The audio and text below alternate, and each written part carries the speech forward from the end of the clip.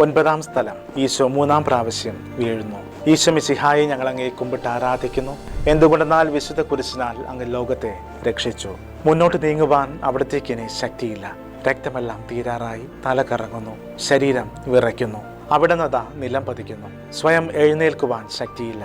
ശത്രുക്കൾ അവിടുത്തെ വലിച്ചെഴുന്നേൽപ്പിക്കുന്നു. ബലി പൂർത്തിയാകുവാൻ ഇനി വളരെ സമയമില്ല. അവിടുന്ന് നടക്കുവാൻ ശ്രമിക്കുന്നു. നീ പീഡിപ്പിക്കുന്ന ഈശോയാകുന്നു ഞാൻ എന്ന് ശാവൂലിനോട് അരുൾ ചെയ്ത വാക്കുകൾ ഇപ്പോൾ നമ്മെ നോക്കി അവിടുന്ന് ആവർത്തിക്കുന്നു. ലോകപാപങ്ങൾക്ക് പരിഹാരം ചെയ്ത കർത്താവെ, അങ്ങേ പീഡകളുടെ മുമ്പിൽ എൻ്റെ വേദനകൾ എത്ര നിസ്സാരമാകുന്നു. എങ്കിലും ജീവിതഭാരം നിമിത്തം ഞാൻ പലപ്പോഴും ക്ഷീണിച്ചു പോകുന്നു. പ്രയാസങ്ങൾ എന്നെ അലട്ടിക്കൊണ്ടിരിക്കുന്നു.